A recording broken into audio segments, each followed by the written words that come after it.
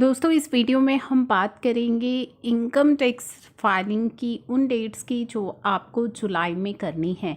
TDS return due dates को लेकर के काफ़ी कन्फ्यूजन जो चल रही है वो हम क्लियर करेंगे। तो वीडियो में आगे बढ़ने से पहले चैनल सब्सक्राइब कर लीजिएगा, बेल आइकन को प्रेस कर लीजिएगा ताकि कोई भी इम्पॉर्टेंट अपडेट अपलोड हो उसकी नोटिफिकेशन आपको मिल जाए।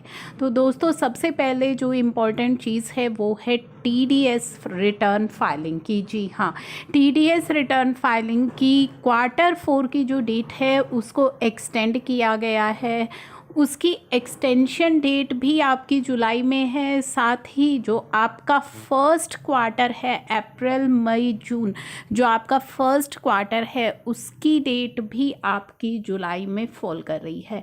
चलिए कंफ्यूज नहीं होना है, जल्दी से हम पहले टीडीएस रिटर्न की डेट्स को देखते हैं। तो आपको पता है कि टीडीएस एंड टीसीएस की जो पेमेंट है उसकी डेट होती है 7th नेक्स्ट मंथ, यानी कि आपको जून महीने की जो अपनी टीडीएस एंड टीसीएस की पेमेंट करनी है वो 7 जुलाई 2021 तक कर लेनी है। ये चीज़ तो आपको क्लियर हो गई है। अब हम बात करते हैं अपनी टीडीएस रिटर्न फाइलिंग डेट्स की। तो टीसीएस रिटर्न फाइलिंग तो Q4 की एक्सटेंड नहीं हुई थी, लेकिन टीडीएस रिटर्न की जो डेट है क्वार्टर फाइनेंशियल ईयर 2021 Q4 की जो टीडीएस रिटर्न की डेट है उसको एक्सटेंड किया गया था, अभी हाल ही में एक्सटेंड किया गया था। तो जो हमारा क्वार्टर है जनवरी फरवरी मार्च 2021 उसकी डेट एक्सटेंड की गई थी 15 जुलाई। ये आप देख पा रहे हैं 15 जुलाई 2021। तो जुलाई में आपको अपनी पेंडिंग, अगर अभी तक आपकी पेंडिंग है 2021 की Q4 की टीडीएस रिटर्न, तो उसको फाइल कर लीजिएगा 15 जुलाई तक। उसके बाद भी आप ये रिटर्न फाइल कर सकते हैं बट विद लेट फीस। ठीक है, अब हम बात करते हैं अपने 21-22 Q1 की। तो अप्रैल मई और जून का जो हमारा क्वार्टर है उसकी टीडीएस रिटर्न फाइलिंग की भी जो डेट है वो भी जुलाई में फॉल कर रही है। क्या है वो डेट? 31 जुलाई। जी हाँ, टीडीएस रिटर्न की जो डेट है अप्रैल मई जून क्वार्टर की वो है 31 जुलाई। तो टीडीएस रिटर्न हमारी Q4 की अभी तक पेंडिंग है 20-21 की, तो उसकी है 15 जुलाई। और टीडीएस रिटर्न जो हमारा अप्रैल मई जून जो Q1 है उसकी रिटर्न की डेट है 31 जुलाई, जो कि दोनों ही डेट्स आपकी जुलाई में फॉल कर रही हैं। तो ये आपको ध्यान में रखना है। साथ ही टीसीएस रिटर्न जो अप्रैल मई जून का जो क्वार्टर है हमारा, उसकी टीसीएस रिटर्न की जो डेट है वो दोस्तों है 15 जुलाई। ठीक है, तो ये इसकी ओरिजिनल ड्यू डेट है टीसीएस रिटर्न की। Q4 की टीसीएस रिटर्न के लिए कोई भी एक्सटेंशन नहीं दी गई थी, तो ये आपको ध्यान में रखना है। और कुछ इम्पोर्टेंट डेट्स हैं जो आपकी जुलाई में फॉल कर रही हैं, उनको प्लीज़ एक बार मैं आपके लिए यहाँ पे बता देती हूँ ताकि अगर आपकी कोई भी कन्फ्यूज़न उन डेट्स को लेकर के है तो वो आपकी क्लियर हो जाए। GSTR 7 और GSTR 8 जो हमारी टीडीएस टीसीएस रिटर्न जीएसटी के अंदर जाती हैं वो आपको 10 जुलाई तक फाइल करनी है, जून महीने की मैं बात कर रही हूँ।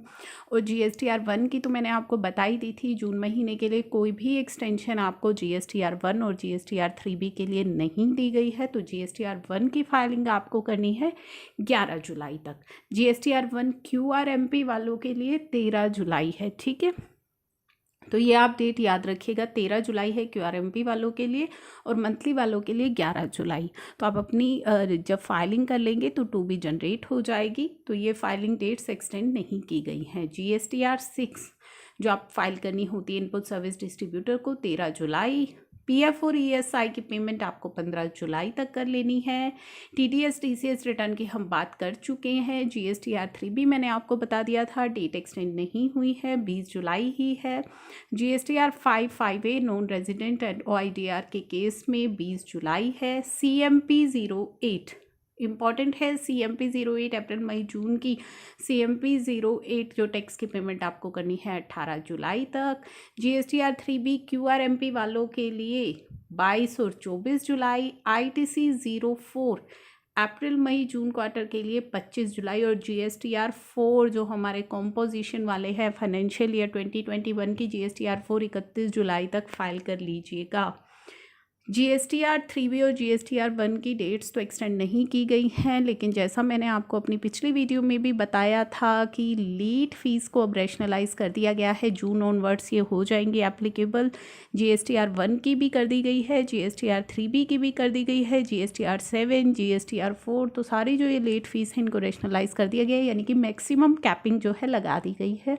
एग्जाम्पल भी मैंने आपको दिया था, GSTR 3B अगर देखें तो जिनका नील टैक्स लाइबिलिटी है उनके लिए 500 रुपये, 1.5 करोड़ तक टर्नओवर वालों के लिए जिनकी टैक्स लाइबिलिटी बनती है 1.5 करोड़ तक टर्नओवर वालों के लिए वहाँ पे 2,000 रुपये, फिर 5 करोड़ तक वालों के लिए 5,000 रुपये और ऊपर 10,000 रुपये। तो इस तरीके से मैक्सिमम कैपिंग आपकी लेट फीस को लेकर के लगा दी गई है, जो एक बहुत ही बड़ी रिलैक्सेशन है।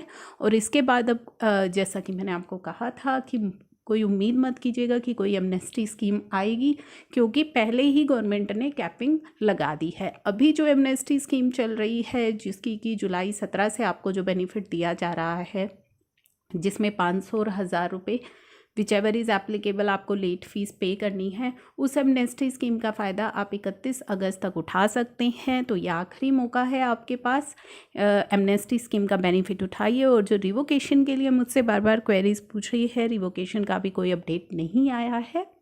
तो यही था आज का अपडेट। नेक्स्ट वीडियो में आते हैं नेक्स्ट नए अपडेट के साथ। तब तक के लिए चैनल को सब्सक्राइब ज़रूर कर लीजिएगा।